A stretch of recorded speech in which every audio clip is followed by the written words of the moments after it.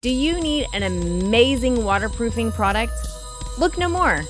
Basecrete is the #1 cementitious 100% waterproofing membrane with a proprietary blend of polymers and specialized content.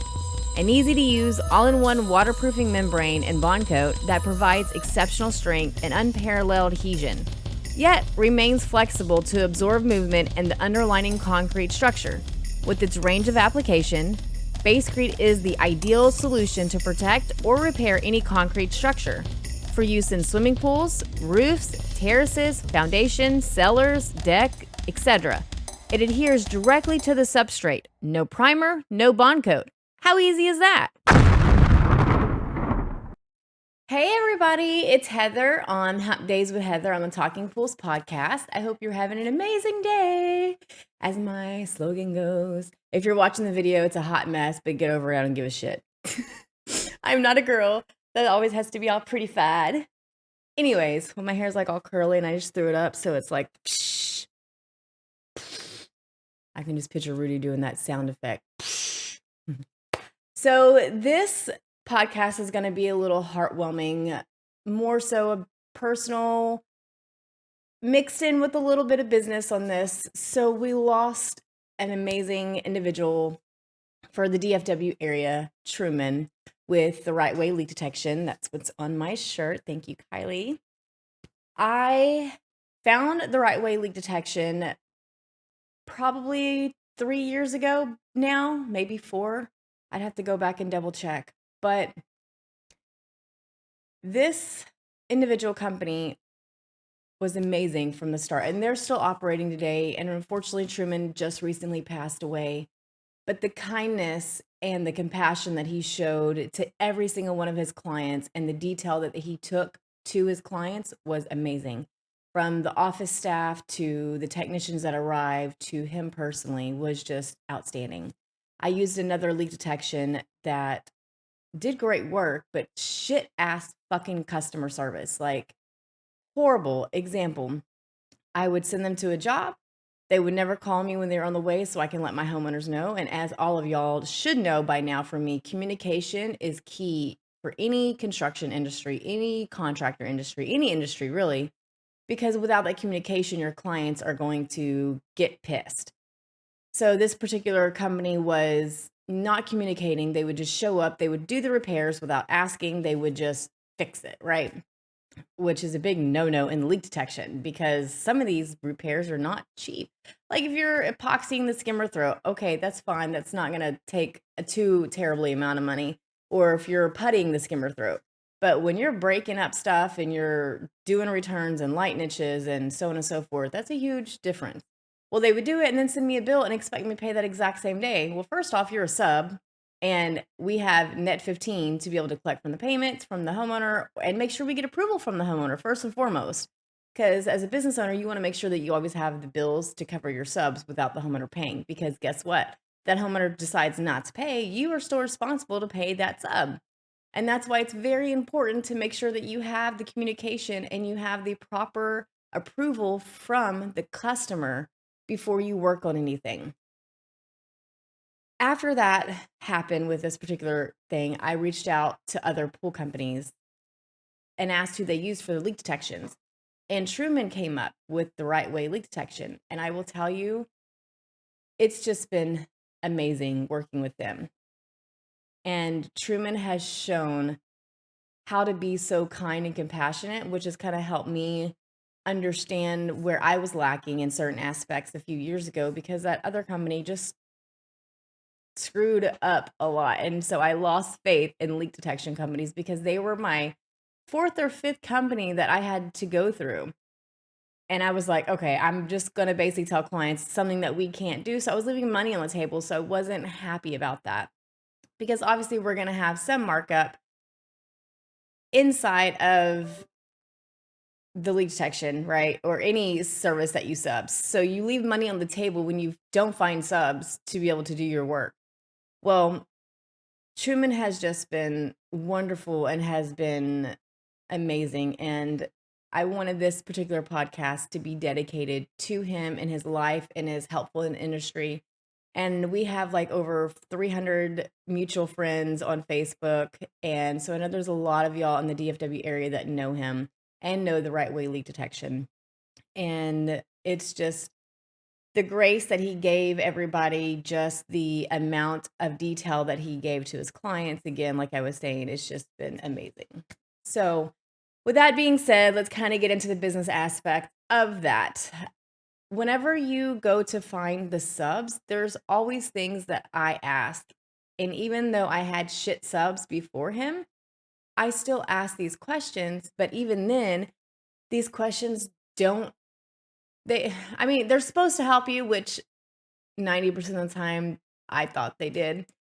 But until you actually get a sub to do the job and to work the job, it it can be like, okay, well, the questions were answered correctly, but my work says differently. So my questions that I asked immediately for every sub, and I did this with Truman as well. First off is, do you have insurance? And if so, immediately get put on as additional insured and get a copy of it. What's supposed to happen as additional insured is if they cancel the insurance or cancels for lack of payment or whatever happens, they are supposed to notify you of this. That's the point of being additional insured. I will tell you, I hired with George and his insurance got canceled and they didn't notify me. And we had an issue and I can't reach him now. So he's not responding to anything. I'm pretty pissed about that. That's shit business. That's downright wrong, right? There's more to the story, but nonetheless, his insurance was supposed to notify me that his policy canceled. They didn't do it, and I didn't even find out till I called because it was up for renewal because I have a system in place that tells me on all of my additional insured whenever their insurance is up for renewal. So we can call and verify and get the new additional insured for the new year. Because not every company automatically sends it to you. So we want to make sure we're on top of it so we don't lose that additional insured. Because two, that also increases my insurance if we don't show proof that our subs have their own insurance. So if something were to happen, instead of my insurance covering it, it's going to be their insurance. So that helps lower my premium. Whenever you're doing insurance for premiums, you want to make sure that you have the correct information inside of your insurance because that's huge. If you have building, you've got to have different insurance than you do for weekly service. And read through your information to make sure it's correct. Don't take your salesman's word for it. Whenever I was shopping around for insurance, I had a friend tell me to use a certain insurance company. And so I called them. They sent me a quote over and I told them, I was like, I have to make sure this, this, and this, and this is covered inside of my insurance. Okay, great. Yes, we cover all that. Well, guess what? They sent me the documents because I always ask for the underwrite documents, period. No exception. I'm reading through it and it doesn't state that it's covered, but there's no clause saying that it's not. So there's a gray area. And trust me, when you go to litigation on insurance, you want it black and white. So I told them, I'm like, okay, this doesn't say this is covered. This doesn't say this is covered. When you told me it was covered, show me where it says it because I'm not seeing it in any of the declaration pages. Well, they're like, oh, um, I don't know. I'm like, well, find out because this is your job. Like, I shouldn't know more about insurance than you do. I ended up telling them to fuck off because I don't have time to know your job better than I know my own. So that's question one, making sure you have insurance. Long story short. Question two, you always want to look at the reviews. Now, as a business owner, you understand that Google reviews, Facebook reviews, all these different reviews, you're always going to have some negative reviews. And for me as a company, if I hire a company that is all 5 stars and has 0 negative reviews, to me, that's a red flag. There is no company that I know of. And if you are one of those companies, I want to chat with you that has all 5 stars with not at least 1 or 2 negative reviews. Now, if you're just starting out, that's different, but I'm talking about that's been in business for over 5 years. You can't please every single client no matter what. Your guys are going to screw up, your contractors are going to screw up. It happens.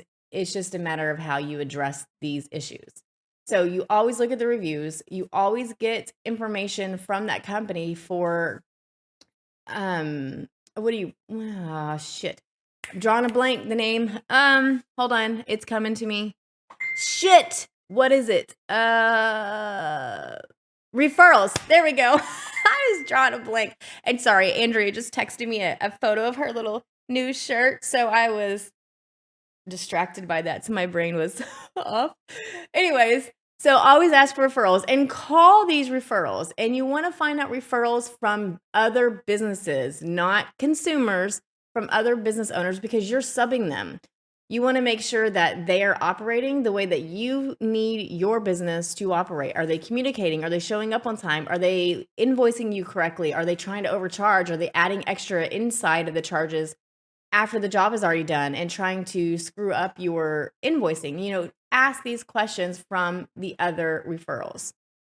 My next question that I ask is, let's say that you can't make it on a scheduled day that you're supposed to be there. Do you communicate with me or do I have to communicate with you? Like, how do you let us know that you're not coming?